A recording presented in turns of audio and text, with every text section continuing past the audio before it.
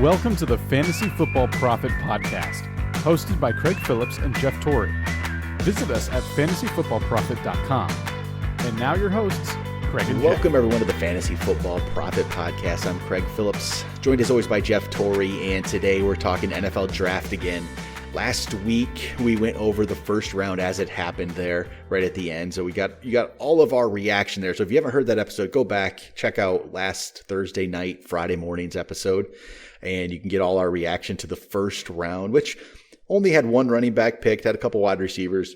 Really, I mean, there's a lot of times lately the fantasy action in round one's not as big, but I think some of the bigger deals here for fantasy came starting in second round. So we'll go over that in just a second. Before we do that, make sure you guys go check us out on Instagram at Fantasy Football Prophet or Twitter at the FF Prophet. The website's fantasyfootballprophet.com. And also we have a Facebook page out there. We'll start using that a little bit more as we get towards the season. Facebook.com/fantasyfootballprophet. Make sure you guys go check us out all those different places. And it's always great if you give us a 5-star review on iTunes or Google, wherever you can leave reviews. It always helps us out. So make sure you do that as well. And let's just jump right into this second round here, Jeff. We'll just go in order. We'll talk about the players as they come up in the order of the draft, what we think about them, their situations. And so the first player that comes up was the very first pick of the second round, and it was T. Higgins going to Cincinnati, which I like this. I think this was a good pick, a good spot. I love everything about it, actually. I don't know how you feel. I know you liked Higgins, and I think it's a good spot for him. Oh yeah. I absolutely love this one. I thought that Cleveland, my gosh, it was the other team that had to rebuild, but I think Cincinnati did a wonderful job, right? And they go out and they get Burrow, kind of a no-brainer pick, but at the same time, you go out and you get someone that is going to be with him for the long haul, that really can develop in being that number one guy. You don't know what's going to happen with AJ Green. You don't really know what's going to happen with the rest of the wide receivers on that team. They haven't been able to keep a tight end healthy.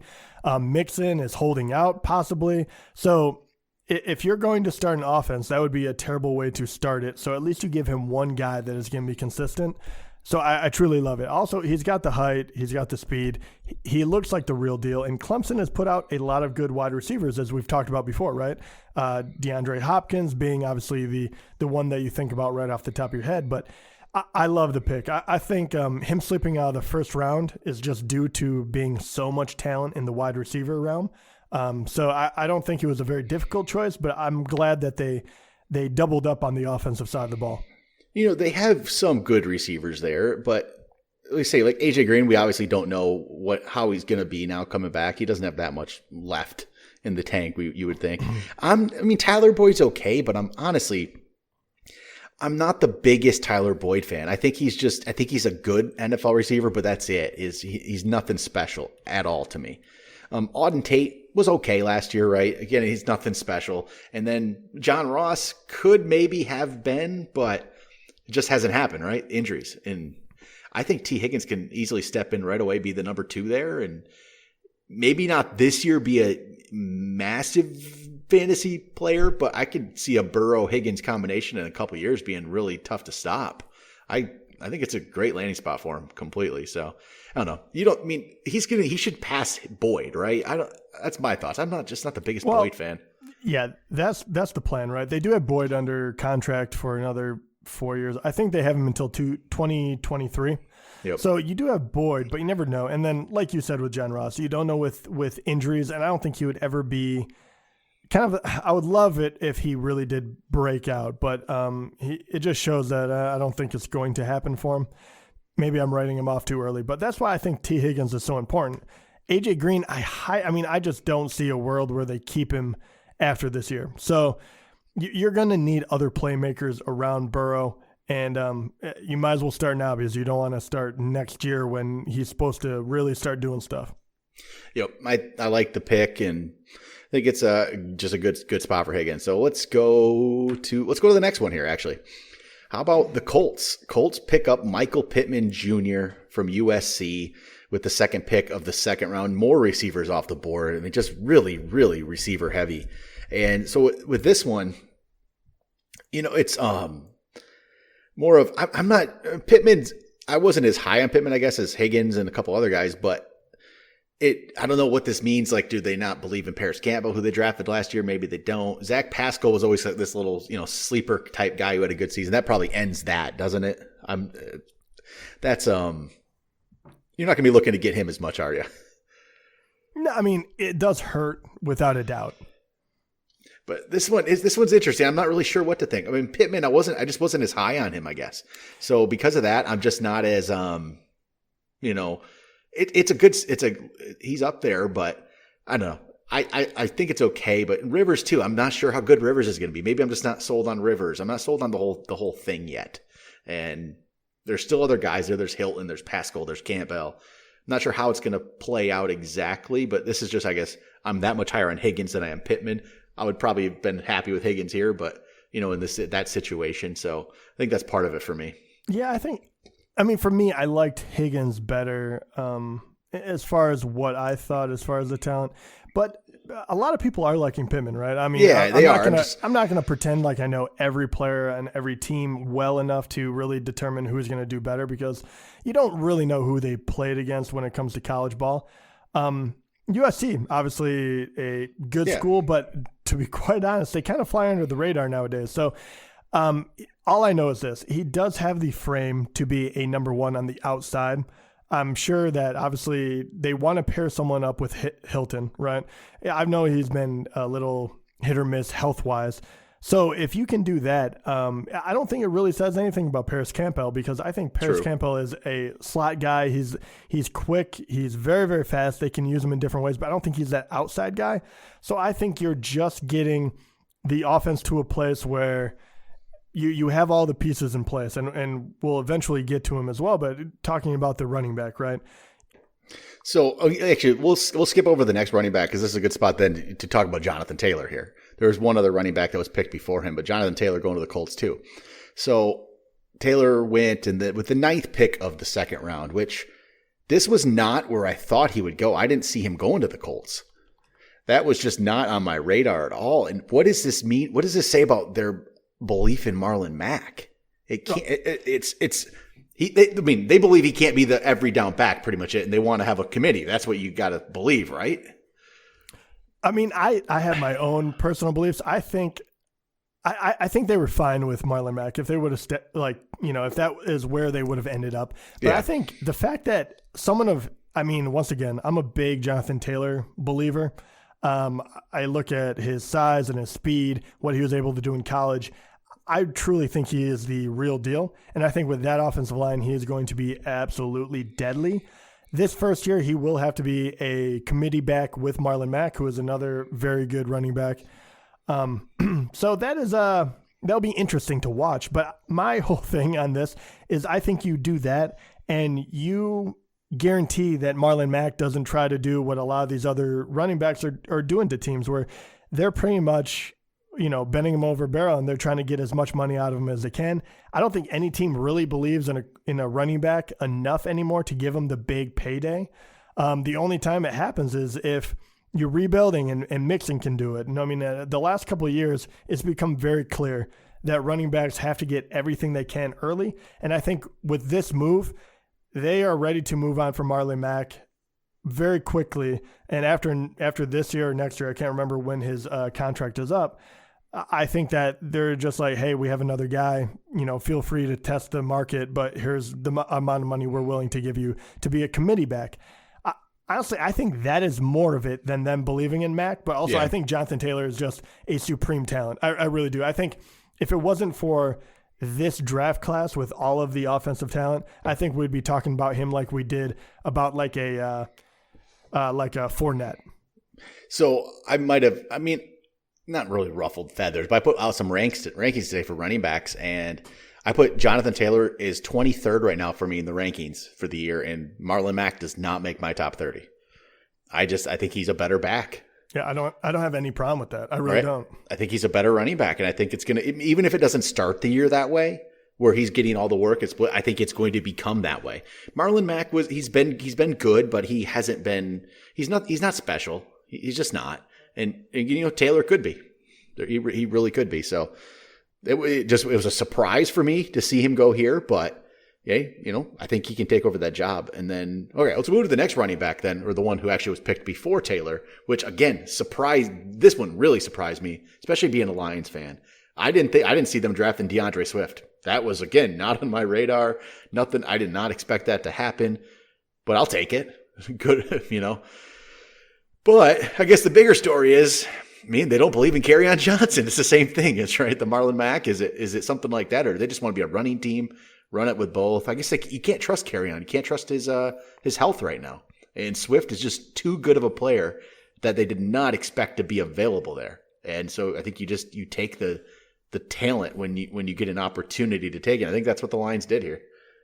Yeah, 100%. I love the pick. I mean, I don't know what it does for his fantasy value. I'll be completely honest. That will shake out when they finally get to playing a little bit. Before I'll get to my question for you in a moment, but I do have to say this. I think it is very smart for the Lions to go ahead and draft Swift. First of all, I don't think they thought they were going to be able to get him here. I thought everything I saw was he was going in the first round. He was going to be either probably the first back off of the board. He wasn't. Luckily, running backs dropped until the very last pick of the first round, and then right here and as the third pick in the second round to the Lions. But he's got all of the tools. He can do a lot of great things. And Kerryon does get hurt a lot. He's been a very good back when he stayed healthy. But if you're going to be good, you have to have depth as well. And I think that's what they're doing. They're adding that depth. Something happens to either one of them, they're not completely out of it. And if something happens to Stafford again, they're not out of it either, because they lost Stafford, they lost Kerryon, and then they were just picking people off of the waiver wire in order to play.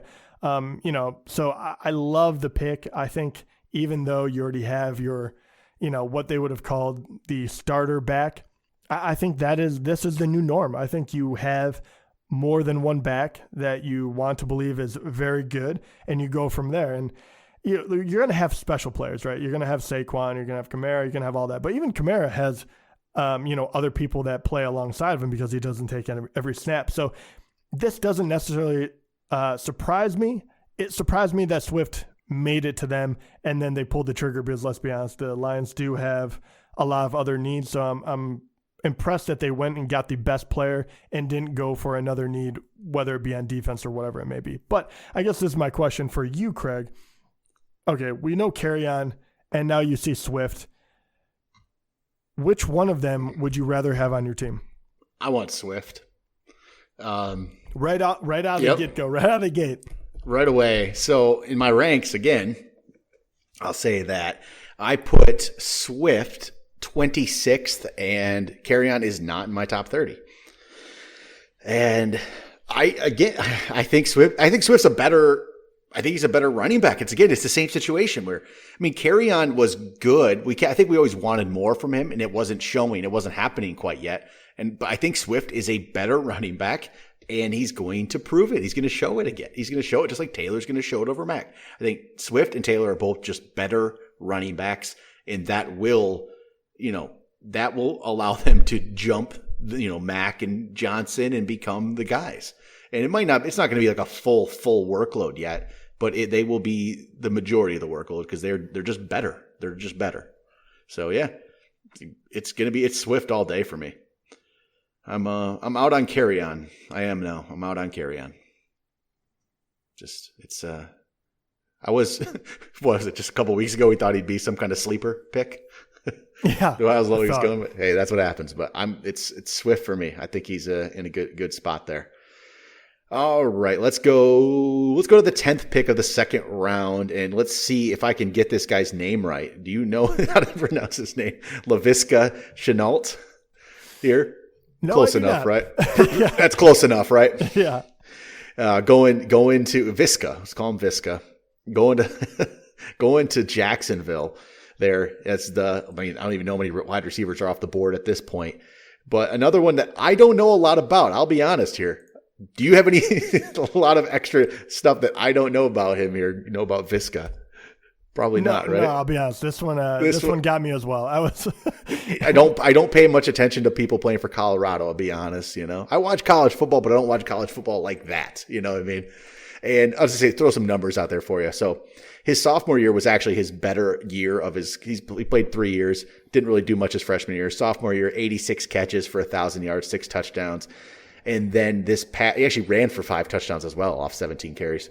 And then his junior year, he went down in numbers, only had 56 catches for 764 and 4 touchdowns. So numbers went down, but he had the good sophomore year where you really could see, he had some talent, but 6'2", 220, but that's all I want to know about him right now. So I'll say the fifth, though. Jacksonville's always had a million receivers, right? All the same receiver as well. I just don't know if he will jump up above them or not. And he can, though. If he really is, he's top of the second round here, if he really does have this talent, he could jump ahead of all the guys who are just guys, except for Chark. I do like Chark, but I need to see some more from him, right?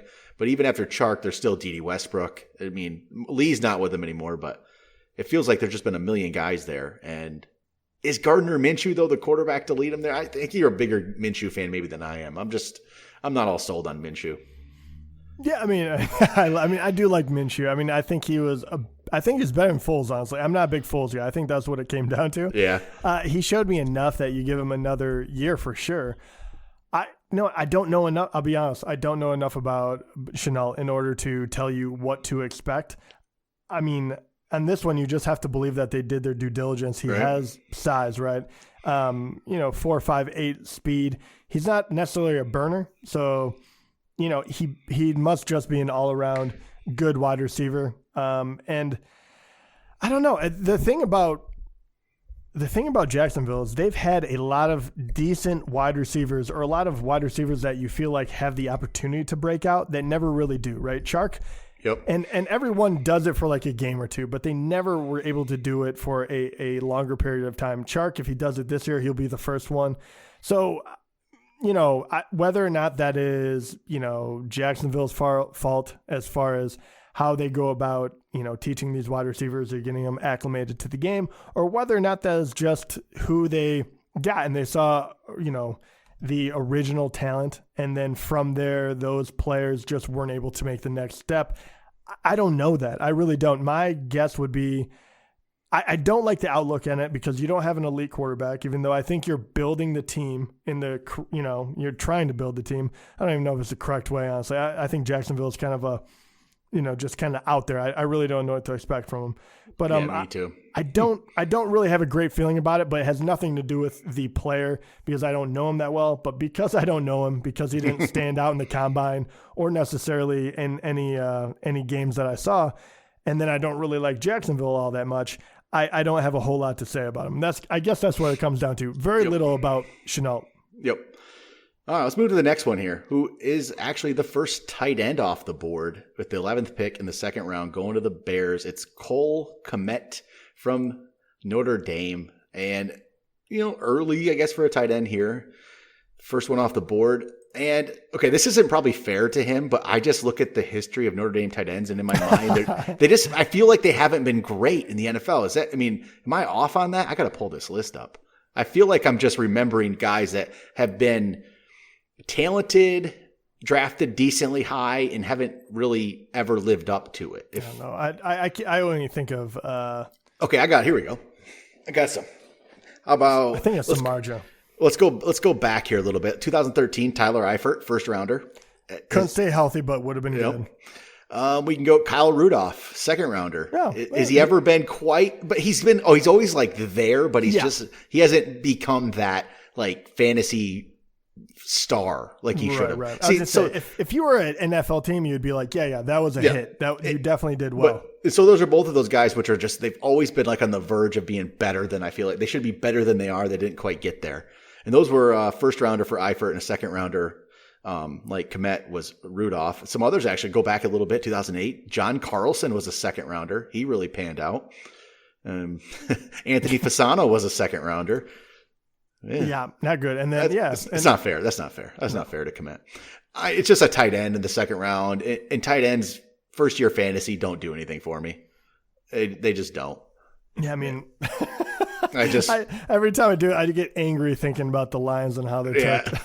Yeah, I mean, even like Hawkinson and Fant last year, they showed their flashes, but it's a first year tight end. Unless you're Gronk, it really doesn't happen. No, and how do you feel about this? Because he did go to the Bears. You do have Burton there still, even though he completely. No, he's not anymore. He is not there. Burton now is with the Colts. Oh my God, I completely forgot about that. So Burton fell off so badly last year that I kind of lost track of him. Yep. Wow. Okay. Well, either way, I'm not gonna lie. Even with him, I was like, okay, he'll be buried. He'll have a year to figure it out. But yeah, even if he's number one, I just don't care that much. Yep. They weren't even able to use Burton that well. So I know he was injured, but still. Yeah. I mean, he was only released on the 17th, only 12 days ago. And then the Colts picked him up 5 days later. So, that one kind of got lost in the shuffle of everything being crazy in life, I would say. Yeah. Well, it gives Cole a little bit of a chance. Yeah. I don't know. I still not very high in it, especially for fantasy. Yeah, not for fantasy for this year. All right. So the next wide receiver off the board, I lost my spot. KJ Hamler from Penn State going to the Broncos. So that's an interesting one. Broncos get themselves another receiver. I mean, how are you feeling about that? So you already had Sutton, right? And you pick up Judy and Hamler. Yeah, I mean, you gotta love Judy, and why not? I mean, if you really believe in the guy, go out and get him. Obviously, he's an undersized wide receiver, so you're thinking that you have your two outside guys all figured out, and you're trying to get more firepower, especially coming out of the slot. So if this is the guy that can do that has a little more wiggle to his step, that can catch a lot of balls through the middle, he was relatively productive at Penn State. So even though I wasn't overly high on him, I think that he's a good wide receiver. Was he really? I mean, I guess my question at this point, was he really rated to the point where you had to take him this high in the second round? I guess that would be my only question. I didn't think so. I mean, I think he's just that kind of guy, though. I think you want players like this where you can try to use him and get him the ball. He can be dynamic and I just don't know if it's going to translate this year for fantasy, especially on this team right now. Which, okay, more than anything, with him getting Hamler and all these things, I mean, Drew Lock is set up, isn't he? So you got Melvin Gordon and you got Phillip Lindsay in the backfield. You got Cortland Sutton. You got Jerry Jeudy. You got KJ Hamler. You got Noah Fant. I mean, Drew Lock has everything he needs to succeed here.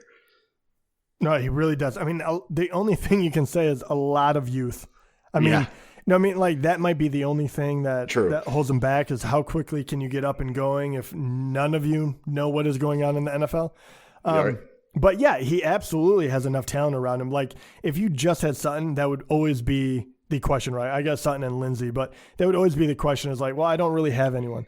That is definitely not going to be the issue. Like how badly would Aaron Rodgers love to have that offensive squad? You know what I mean? Like, oh yeah, right. Oh my gosh. Yeah. So if we will find out by the end of the year whether or not Locke can be the guy, and you're looking for a few games where he really goes off, because if it's anything less than that, he's probably not the guy.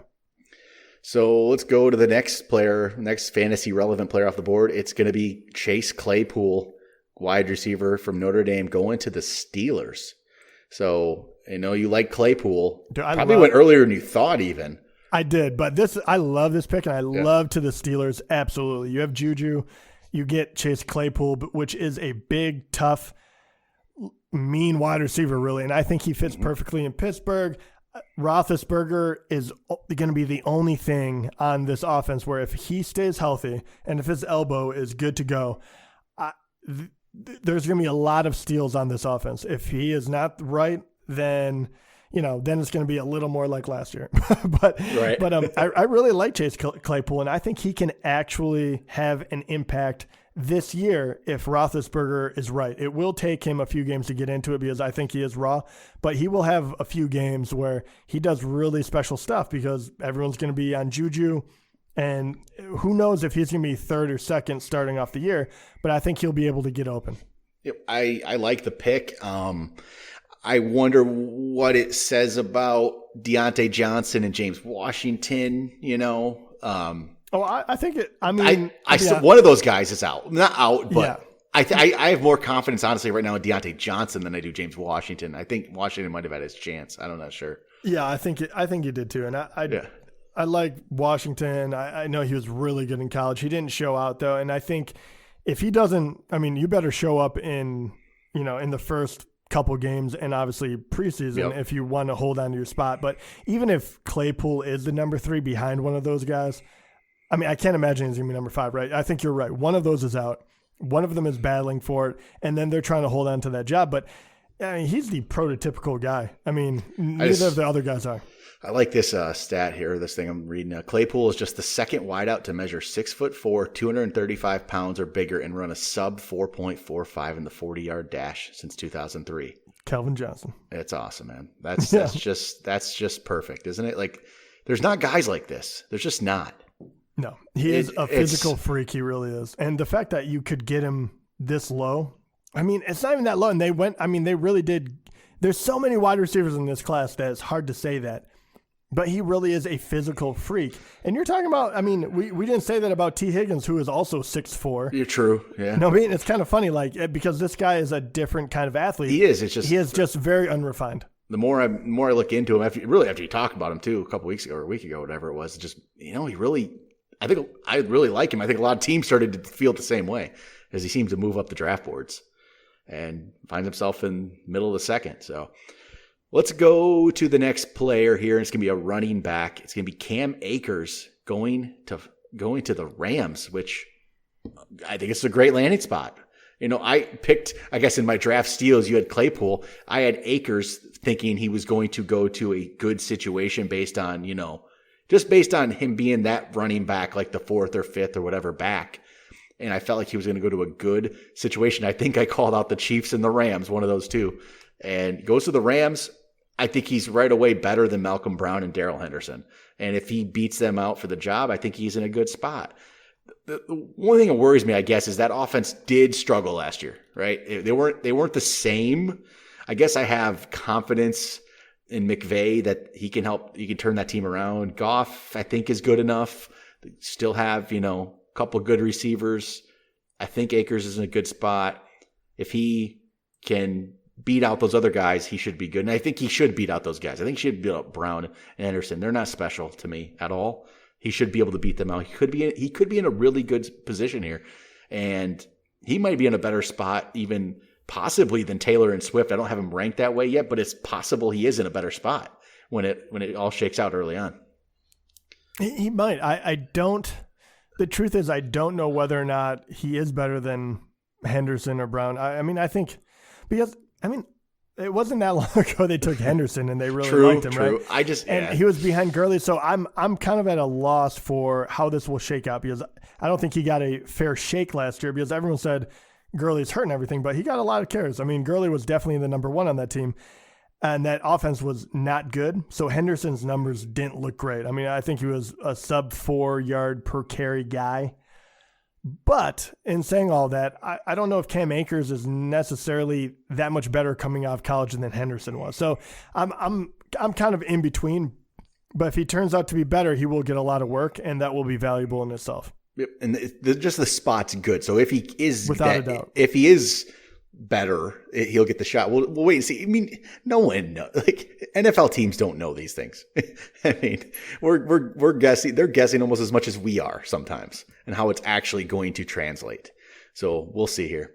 All right. Next up was actually talk about a quarterback, which is a surprise pick. Jalen Hurts going to the Eagles. Yeah, he won't be fantasy relevant this year. It was just odd, right? I feel like they're going to try to use him in some ways. They don't just draft him in the second round without an idea of trying to use him while Wentz is the quarterback and put him out there somehow. I just don't. I mean, it's not going to be much for fantasy right now. That one surprised me. It was an odd pick, I thought. Yeah, I mean, right now it looks like to me. I mean, once again, it's kind of getting your depth. NFL, you need depth.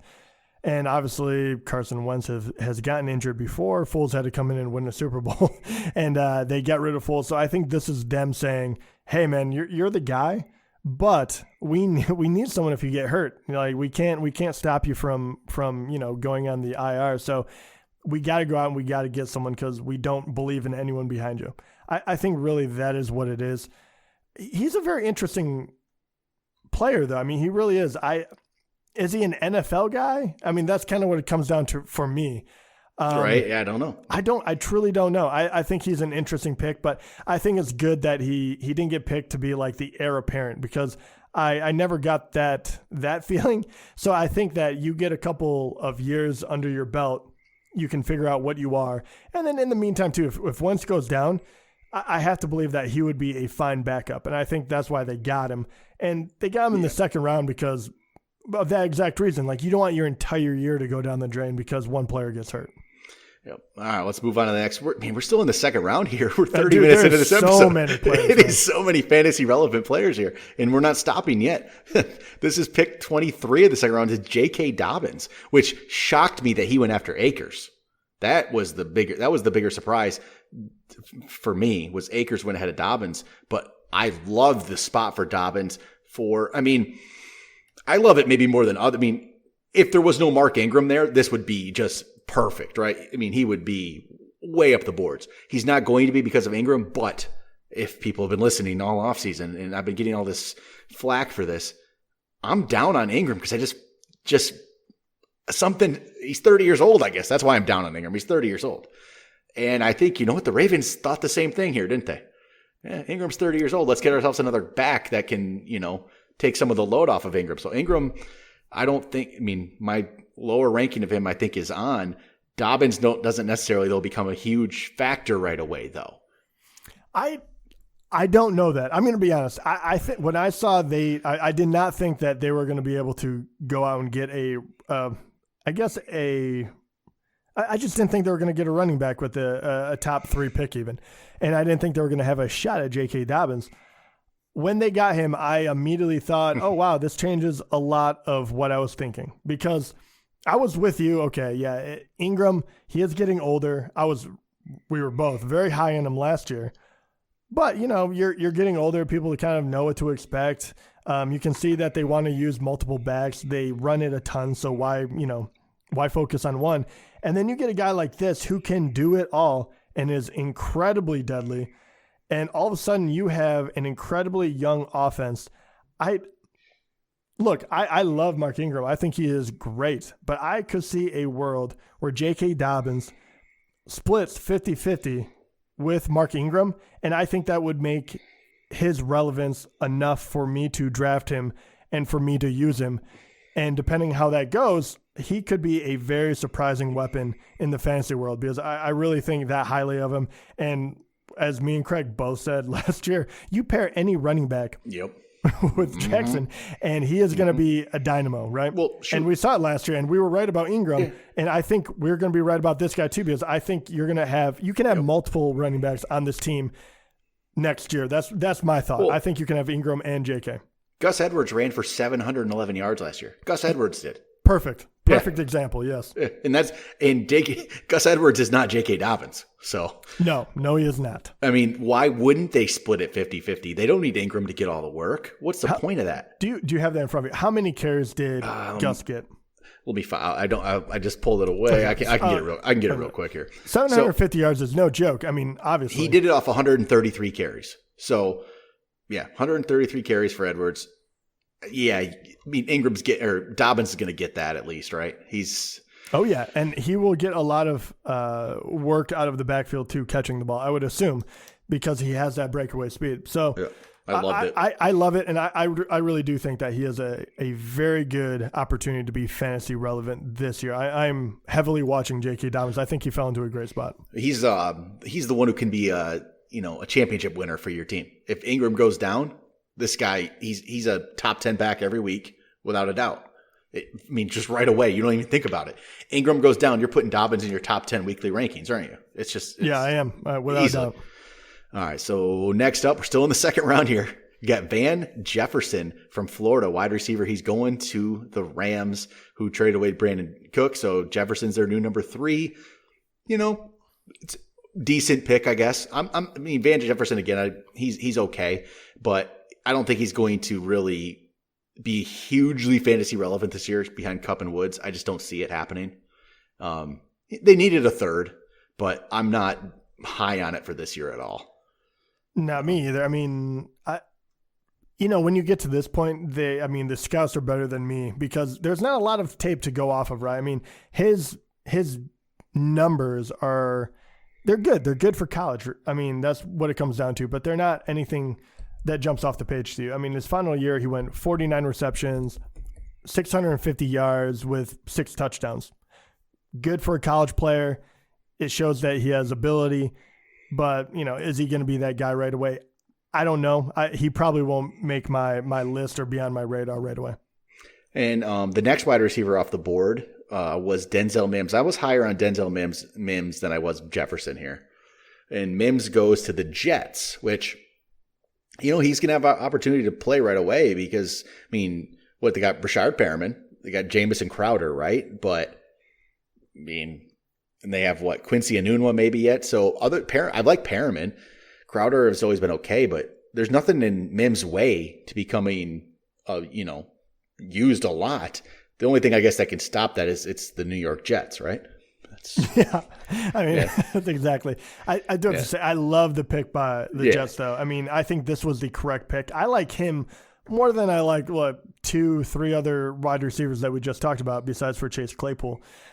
I like him a lot. I think he has a lot of raw talent, and I think if you're the Jets, right, that is what you have to go at. You can't just go for a mediocre guy or someone that can shore up the team. You're looking for a home run hitter. Whether he be that or not, I think you have to go for it. So I applaud them for actually doing it. I think that this team, even though I'm not over the moon on them, I think that this team has an opportunity to kind of make a very large jump in the right direction with who they went out and got. I like the fact that they got Perriman. I like the fact that they have Mims on the other side. They still have Le'Veon. You're going to have, Darnell that is not going to be sick for first 3 games or whatever it was. So I like this a lot. And I think this is a good team for him because they know that he has a lot of talent outside of what he showed because he is physically more gifted than a lot of these other wide receivers. All right, let's go to the final position player of round 2. And so going into this, this is A.J. Dillon going to the Packers. And the Packers, I would say last year, probably their strongest points were their quarterback position and their running back, right? So it just makes sense that you fill all the holes you need by getting a quarterback and a running back in first and second round. Yeah. Dude, this blew my mind too. I loved, first of all, the first round was enough where I was like, oh my gosh, dude, Aaron Rodgers is going to be so angry. So let's piss off our quarterback, and then let's piss off our starting running back. Oh, Green Bay is going to be in, what? And then your first 2 picks, really? That is what the 2 strengths. You went 13-3, 12-4. What did you 13-3? 13-3. 13-3, and you don't fill any of your holes with the. Oh my! I couldn't believe it. As soon as I saw that, I was like, dude, what are they doing? And nothing against A.J. Dillon, nothing at all. But nothing at all. But why? It wasn't okay. And I get what NFL teams are doing nowadays. They're getting second running backs. They're doing committees. It's easier, right? You don't have the wear and tear on these backs.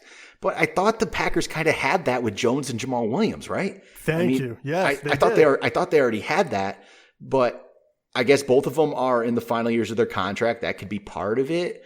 But, not sure. This is the thing, though. They're right there on the verge of Super Bowl. And let's get some other players, right? Let's fill some other holes, I feel like.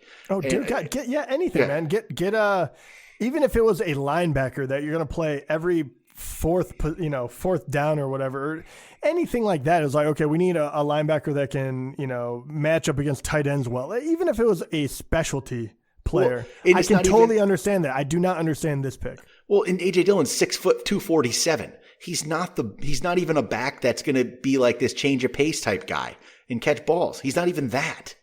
No, and that's the thing. It's like, so what? Is he he's the goal line back? Yeah, goal line back. That seems like a weird thing to do because Aaron Jones has shown that he has been very good. He was so good last year, and Jamal Williams was better than expected as well. So unless one of those guys is going, but I don't know. I didn't like it. I didn't like it doing it in here. There must have been no one else they liked, but I highly find that very improbable since it was in the second round. How do you not have other players you like? Yeah. So we did. Let's run through the third here quick. Sure. We got through the second. We can get through the third quicker, but we're only 40 minutes in. Why not? Let's get the third round done today too. How about that? God, 40 minutes in the second round. So let's start off here. We'll run through these a little bit quicker. There's a good amount, but these guys aren't going to be as, fantasy relevant. So the first position player off the board in the third was at the second pick, and it was my guy Antonio Gibson going to the Redskins. They have him as a wide receiver here. Is he going to be a wide receiver? Is he going to be a running back? Who knows? I don't know. No one knows. I wept for you. As soon as I saw this pick, I was like, oh, I went to Washington. Oh, want. He has to go to the team with Geis. Oh, man. Or maybe everyone's hurt. Geis, so maybe. Geis love, and I mean, and you don't know what Haskins is like. Yeah. Why would you get, and once again, this just blows my mind. I like that he is so athletic, but you're getting a Swiss Army knife when you aren't in the position to even coach him up that way. I mean, Washington needs a lot more stuff. So I don't think it fits, even though I think the talent is there. I think that Washington got a little ahead of themselves. And I feel bad for him. I love Gibson. It's going to be interesting to see how they decide to use him. But that's not the team I wanted them to go to. I'll say that. No. But it'll be interesting. So then we drop down to pick 12 of the third, and this is going to be Keyshawn Vaughn, running back, going to the Bucs, and this could be a really good spot for him. Ronald Jones is the guy there currently, but he has definitely not been great at all. He showed very little flashes, I'll say, right? I mean, I don't even know if you consider him really flashes at this point. But Vaughn has a chance. I would definitely say he has a chance to overtake Jones and become the main running back on what should be a very good offense. So this is a good spot for him. I think this works out for Vaughn, and it would have pretty much whoever went to this spot at running back, but it's Keyshawn Vaughn, so I think it works. Yeah, I agree. It would have been whoever got drafted there. So he does have a really good shot. I don't know. I don't think he's anything special. No, I don't necessarily think that either. Which is just insane for the Bucs, because once again, anyway. But yeah, he has as good of a shot as anyone on that roster to start. And then we'll drop down to the Raiders, had back-to-back picks and picked up wide receivers in back-to-back picks, which was curious, right? Especially, after they drafted Henry Ruggs in the first? Let's pick two more receivers in the third. Man, this is Raiders, man. This is old school Raiders, I feel like, the way they used to do things in the 2000s and stuff. And the first one's Lynn Bowden Jr., he's all over the board, actually. He's listed a wide receiver. He was the quarterback as well for them. He returned punts. Like, this guy can do anything. So again, I don't know how they're going to use him. He's a very interesting player, though. I just don't know how it's going to translate to the NFL at all. But I mean, I'm curious how players like this will work out. But a lot of times it doesn't feel like it typically results in a lot of fantasy value. Yeah, it feels like they need extra coaching in order to learn a position that a lot of other people already learned in college. He does look like a very good athlete. And I mean, I feel like this is a very Raiders thing to do. Yeah, right. The fact that I feel like all of their wide receivers are going to be, undersized and very fast. I mean, if you're going to go for it, might as well go for it. Like, just put all the speed on the field and say, we don't have a number one. Like, we'll just throw it anywhere. Maybe they're trying something new. I don't really know, but the people they picked, that's what it feels like to me. Well, their next pick was Brian Edwards, another receiver from South Carolina. I mean, at this point, he's the fourth guy. He's right. If they're using these other ones, I don't know how it's going to be played out. They have Ruggs, Tyrell Williams, Bowden, Edwards. We'll see. I'm not necessarily terribly excited, right? Yeah. I mean, this guy does have size, and I guess Tyrell does too. But yeah. So next up went the Buffalo Bills picked Zach Moss, running back from Utah. He goes to Buffalo to back up Devin Singletary, not to split carries with Devin Singletary, right? So, and I really believe that, truly. So I think maybe. The thing is, Devin Singletary was a third-round pick just last year. So how it's the same as Moss this year. How do we know? We don't know. And maybe they are taking him to be like Singletary Gore was last year. It's possible. I mean, NFL running backs these days, that's what they're doing, right? They're splitting time, and I'm not in love with this as a big Devin Singletary fan, I'll be honest. I don't necessarily think. I don't know. I think it should be fine, but hey, when you pick a third round back, that's not necessarily, especially these days. That's not. That's pretty early yet. So we'll see, right? We'll see how that works. Yeah, I still believe in Singletary's. Yeah. His talent. I truly do. I loved him coming out of the draft last year, so I'm sticking with him because I think Zach Moss would have been. I think this is not a great spot for him. I think he'll get carries, but I think Singletary will be the featured back when all is said and done because I truly believe in his talent. Yeah, I think I do too. So I hope so. I mean, you're right though. We don't know. We don't know. Yeah, I'm hoping here. All right, who do we have up next? Ravens picked up a wide receiver, Devin. How do I say this guy's last name? From Texas, Duvernay. Yeah, there we go. Again, he's kind of more of like a slot receiver type player. We'll see. And, and that's the Ravens aren't a bad spot for him to go at all. They don't have a lot of depth there, right? Not a lot of great depth. They have, Hollywood Brown and what else? Willie Snead and okay. I just made this joke about the Raiders, but yeah, I mean, truly, Baltimore does not care about size. I mean, they truly do not. They're going to just hit you in every direction. I mean, when Hollywood Brown and this guy will and Miles possibly Boykin. And boy, yeah, I mean, when you have those three guys, it's just gonna be quickness and undersized, and that offense is so strange. I don't think you have to be very prototypical as far as who you're throwing to. So Boykin's it'll be very interesting. I say Boykin's the only size player they have there, but he barely played last year, so we don't even know if he will. Yeah, what exactly. He'll do, and that's it. So. Next up, we have the Titans picked up a running back, Darrington Evans from Appalachian State, goes to be Derrick Henry's backup. So, I mean, the way they used Henry, Evans isn't going to see many opportunities to play unless they want to not, just run Henry into the ground next year. Yeah, Let's be honest. You're not drafting this guy. yeah. You're not unless you're going for a handcuff. Late. Yeah, you're not going to be doing much here. Okay, the Packers picked up a tight end. Man, why do they have to get me with these names? Josiah something or other. DeGuara. Let's call it that. Tight end, go to the Packers. Hey, you know what? This Jimmy Graham, is he still there? Yeah, maybe. I don't even know. Jimmy has moved on, I believe. Right.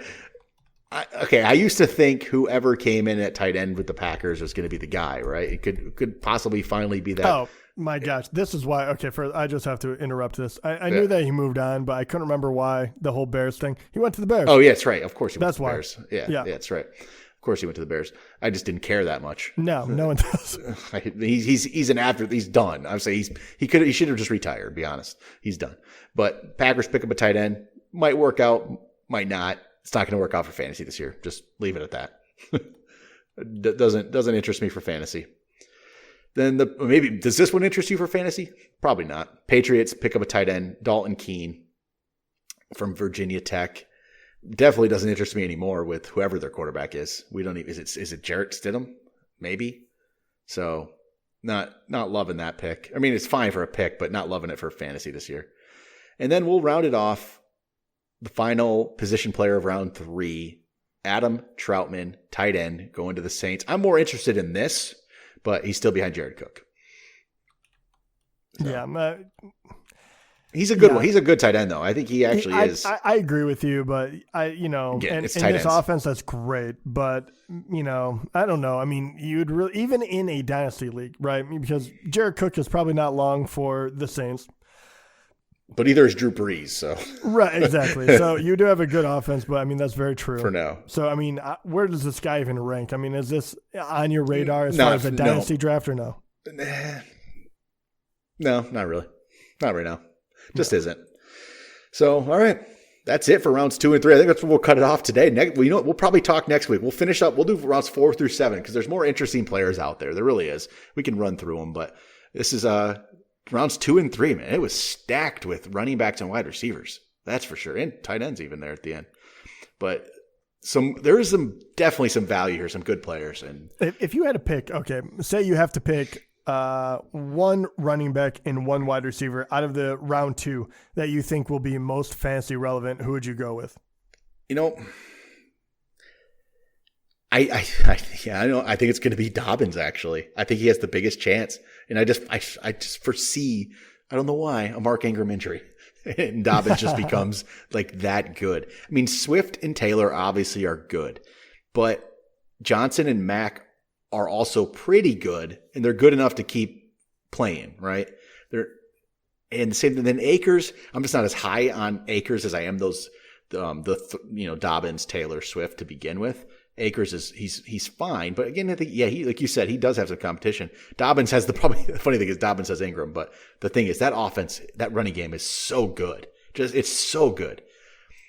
If Dobbins gets the chance, this guy can be a top player this year, and for some reason I think it's going to happen. So it's Dobbins for me. Yeah, I like it. I know the craziest thing. I know that Edwards-Helaire is going to get all of the talk, right? He is going to be up there in a lot of rankings, and he should be. He has gone to the best possible, team in order to highlight his skills, and you get a lot of touches and great situations. All of that. All of that is absolutely true. But I do have to say, I just want to put that out there that Jonathan Taylor and J.K. Dobbins, where they went, and with the talent they have, there is a very good opportunity that they might be better than Helaire this year. I mean, I don't like that people are saying it's pretty much a done deal, and then he is going to be the all-time greatest running back all of a sudden. Like I know that people get ahead of themselves, but I do think that talk has gotten already way out of control because we don't know what Kansas City is going to do, and we do have to believe they're going to give him a lot of touches. But those other two guys have opportunities in a big way as well. And honestly, I thought both of them were better than Helaire, and that's just me personally. But so it'll be very interesting. But I just wanted to say that because it's been kind of annoying me that he has been put on that pedestal immediately. Well, I thought they were all better than him, but his potential spot is just so good too, though. So, Dobbins can be as good. Yes, we looked at. I mean, any running back that went there was supposed to be very, very good, right? I mean, even last year. I mean, and what happened? I mean, the fact is they can give it to anyone. It's the same reason with unless you're Tyreek Hill or Kelsey on that offense, it's feast or famine, and that's why we kind of love hate. But to put him up there being like he's a sure thing. I think that is a dangerous concept this early. And I ranked him 13th or 14th. And I get that because I do get that because you're looking at the opportunity cost. It's all opportunity, but Dobbins would be higher if he was the starter in his offense. So I do have to say, Helaire is the number one guy there, and I think Jonathan Taylor, honestly, I think when all is said and done, I think he'll be the number one as well. But Helaire is already there, and that's why you should have him ranked higher. Yep. But I do think people are going overboard, and I think it's becoming a foregone conclusion, and that is what I kind of start hesitating on. All right. I think that will do it for today's extended episode, I would say, as we cover rounds 2 and 3.